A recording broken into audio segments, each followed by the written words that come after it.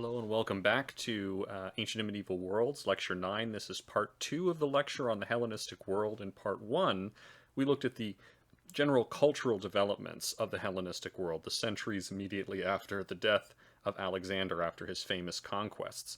In the second part of the lecture, we're going to focus instead on the various successor kingdoms to Alexander the Great.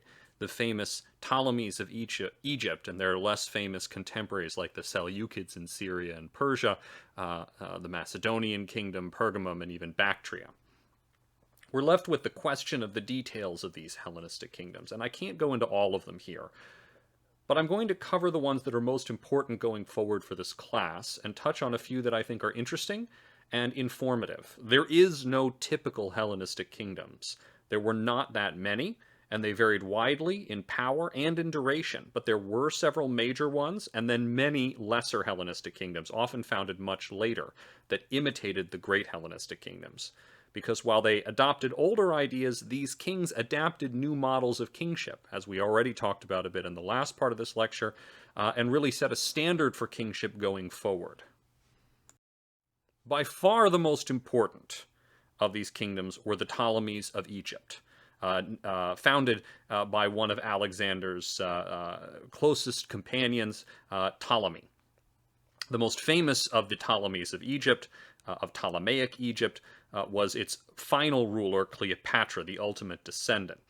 As I said, Ptolemy was one of Alexander's closest and oldest friends, and he saw the strategic value of Egypt. Ptolemy began the process of carving out his own kingdom early in the most defensible place that he could find in the old Persian Empire.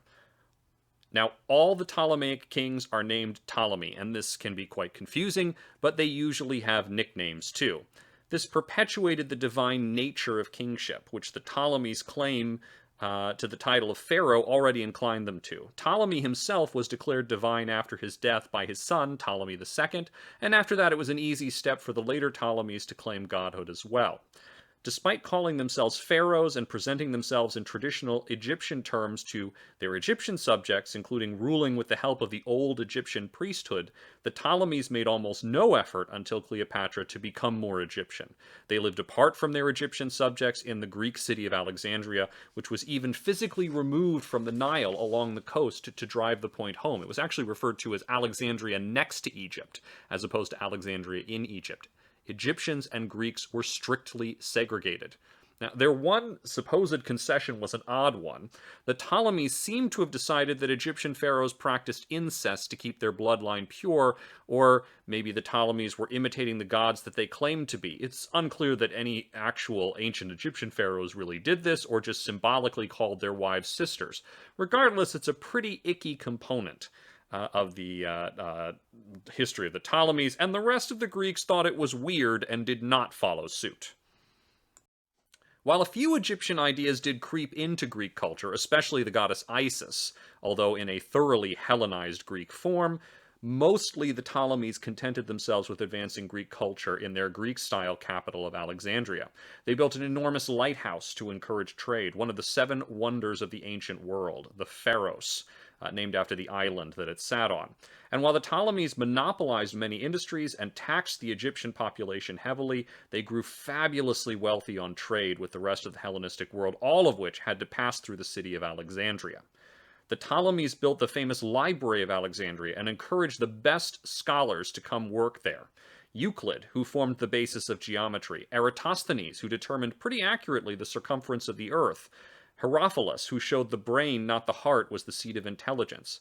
Every book that came to Egypt, of course through the city of Alexandria, was collected by law and copied before being returned, creating a library of, we are told, some 700,000 volumes. The Ptolemies' chief opponent was the Seleucid dynasty, with whom they continuously warred over Cyprus, the Levant, and even the south shore of Asia Minor. The Seleucids claimed descent from one of Alexander's lesser generals, Seleucus, and they all have one of either two names. They're either Seleucus, after the founder, or Antiochus, after his son. And their capital city, almost on the coast of the Mediterranean, was Antioch, and that was really Alexandria's only main rival at this point in time. The Seleucids controlled Persia, Mesopotamia, and Syria, having Babylon as their second capital. But they were primarily focused on the Mediterranean. As I have said in the first part of this lecture, that's what you needed in order to get the constant influx of more Greek colonists. And that's why they built their primary capital, Antioch, in Syria. The first Seleucus even recognized India was a bridge too far and gave up his claims there to a local king who gave him 200 war elephants in return, which was probably a lot more useful to Seleucus than actually trying to run India from the Mediterranean.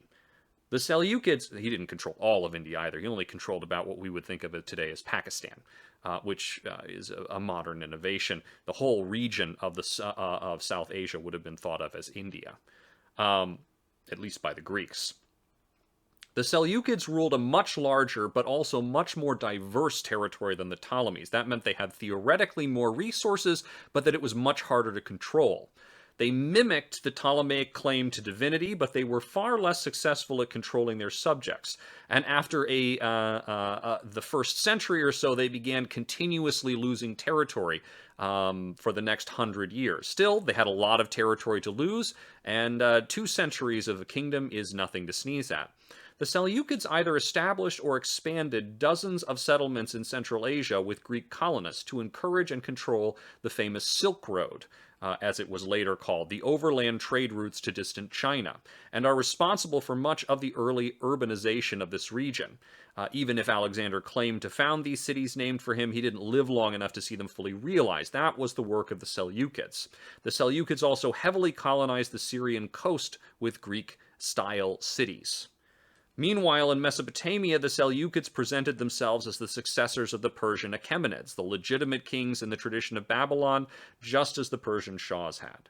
But just as with the Ptolemies, the Seleucids heavily taxed and controlled the economy to extract the vast wealth needed for their cultural projects and wars. And like the Ptolemies, they may have brought Greek culture to their territories, but they made almost no effort to fuse it with local customs. They had a face for their local subjects and a different one for the Greek elites who helped them run this kingdom.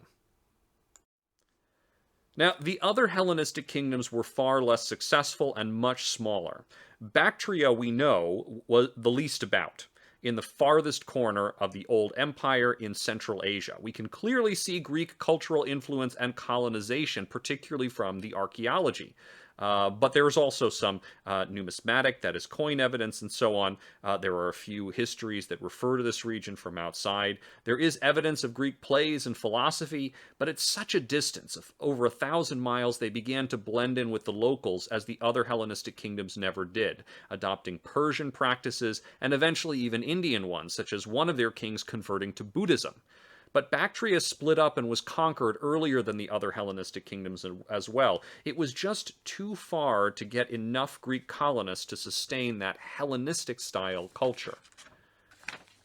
A number of the successors had tried to control Anatolia, that is Asia Minor, thinking to leverage their proximity to Macedon and Greece to their advantage, along with controlling Alexander's surviving relatives. But this strong position in fact, only encouraged the other successors like Seleucus and Ptolemy to band together to bring them down. By the ends of the wars of the Diadochi that followed Alexander's death down until 275 BCE, Anatolia had simply become another battleground between the Seleucids, Ptolemies, and the Macedonian kingdom we'll look at in a moment. There were a variety of smaller kingdoms trying to survive by playing the great kingdoms against each other, with the idea that none of the great kingdoms wanted their rival to gain too much power by seizing one of these little kingdoms. Now, the most famous of these was tiny Pergamum on the Aegean coast of Asia Minor, one of the many successor states to the failed third great Hellenistic kingdom in Anatolia that didn't outlast the initial wars of succession after Alexander.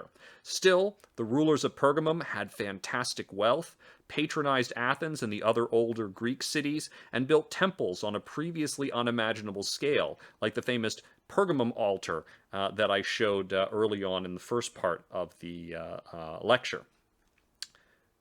There was still a Macedonian kingdom. It was no longer ruled by Alexander's dynasty, but by a dynasty established by one of his successors. This was probably the third most powerful after the Ptolemies and the Seleucids.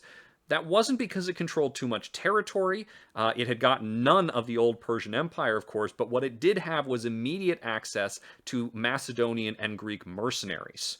So they could field an army that was comparable to the Ptolemies or the Seleucids and thus compete militarily. But with far less territory and far less wealth, there was a limit to what they would be able to do. And this new Macedonian Hellenistic dynasty was always looking for a place to conquer. And they ended up trying to go in a different direction, west, towards Italy, a place that Alexander had never seen.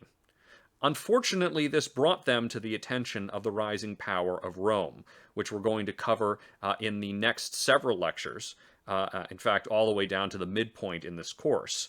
As we shall see, as Rome became a player in the Mediterranean world, outside the bounds of the Hellenistic kingdoms, the Hellenistic kingdoms themselves began to take notice and sought to ally with Rome in order to gain an advantage in their constant wars with each other.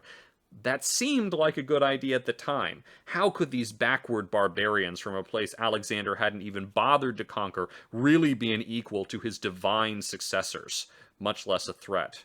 And yet from 200 to 30 BCE, the Hellenistic kingdoms fell, one by one, to the growing might of the Roman Empire, a story that we will take up in the next few lectures.